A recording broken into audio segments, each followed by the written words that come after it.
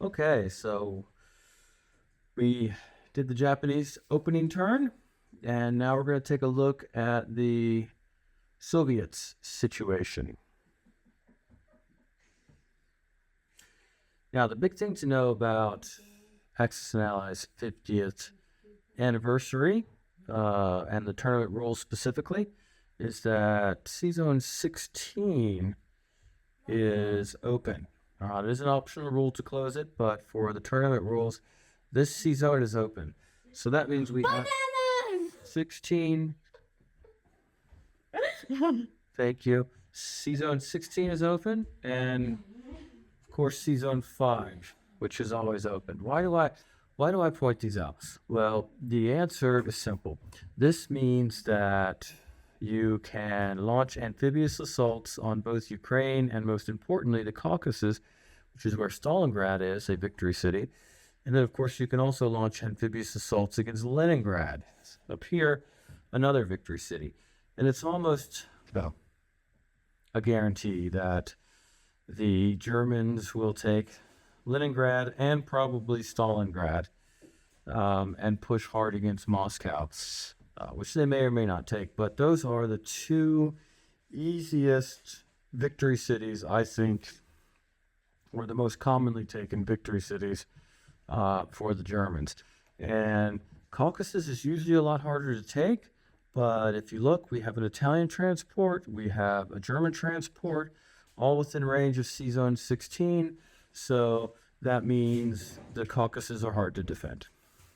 And in that sense, I think ultimately you will see on this turn, I'm simply just going to concede Leningrad to the approaching German forces as I make an effort to maintain both Moscow and Stalingrad.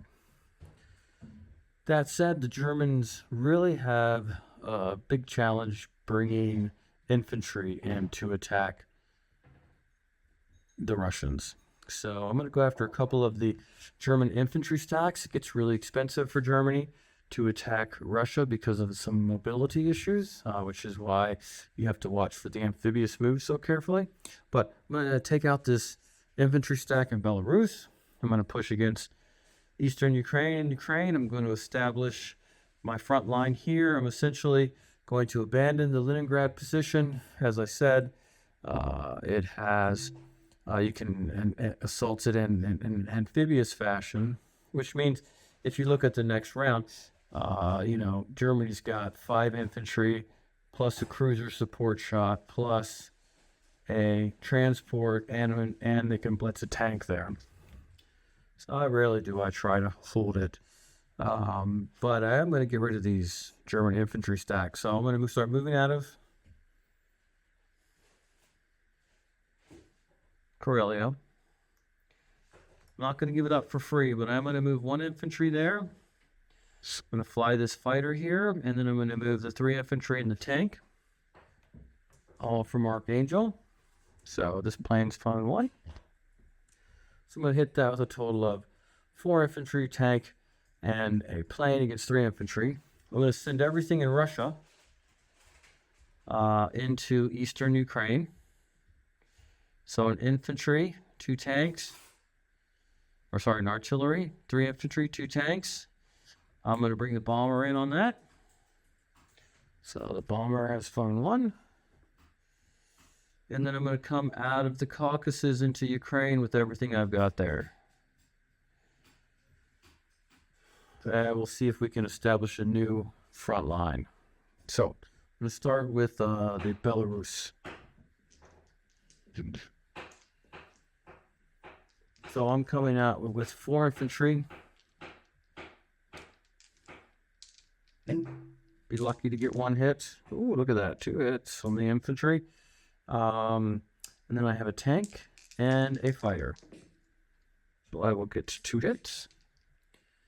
And the Germans are defending with 3. Okay. Oh, wow. Look at that. 2 hits. So Germany loses 2. Russia continues the attack. 4 infantry. Up in there. tank and plane. There's the final hits. And the defense of the Germans will take 1. So I will move into Belarus with 3 infantry, a tank, and of course I will have to land this fighter at the end. Okay, let's see how we do in Ukraine. A lot of valuable hardware in Ukraine. So we'll start with the 2 infantry on a 1. I have an infantry and an artillery on a 2. Oh wow, the Russians are rolling great. I have 2 tanks on a 3. And then I have the bomber on a 4.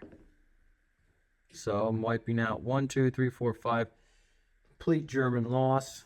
I have Germans defending with 3 units on a 2.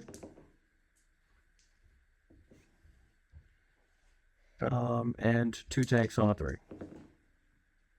So bloody, pretty bloody. 1, 2, 3, 4, 5. Germans are out. 1, 2, 3, 4. Unfortunately, I've left a lot of really good undefended Soviet hardware in eastern Ukraine. That'll cost me later. And let's see what we have going into Stalingrad. 2 infantry on a 1. 5 infantry and artillery on a 2.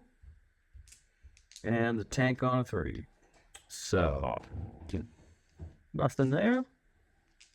But 2 infantry for the Germans, plus the tank. We will lose 1 unit. I think I'll give it another round. So, infantry, the infantry and the artillery, and the tank. So I will pull down 2 hits. And the Soviet infantry, or the German infantry, no hits there. And the German tank, 1 hit. So, Germans lose 2. I lose 1. And here's my infantry and artillery. Stuff in there, and the tank. We'll get the final hit. The Germans will not take anything with it. And you can see I'm landing this fighter, which is Fund 1. It will go 2, 3 to Stalingrad. The bomber will return to Russia. In terms of non-combat moves, the sub will go bolster the UK Navy in C-Zone 2.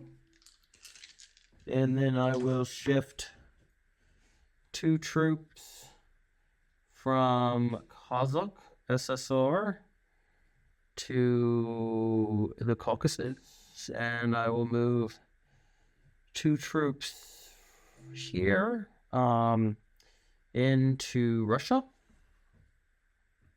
And then I will move 1 into Archangel, 1 into Novomorbisk, and I will move the second one here.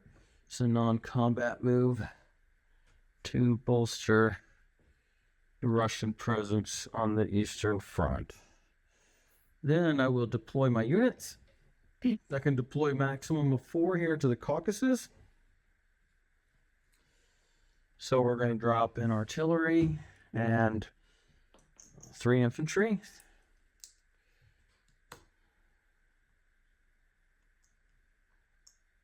Gives us 5 infantry and artillery in a plane. And then in Russia, we will drop a tank and 2 infantry here.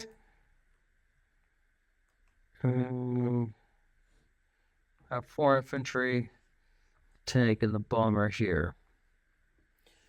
In this case, Russia did gain some IPCs. 1 IPC here, 2 IPCs here, 2 more here, 4 IPCs, so they're actually going to move up to 28. That will take us to the German opening.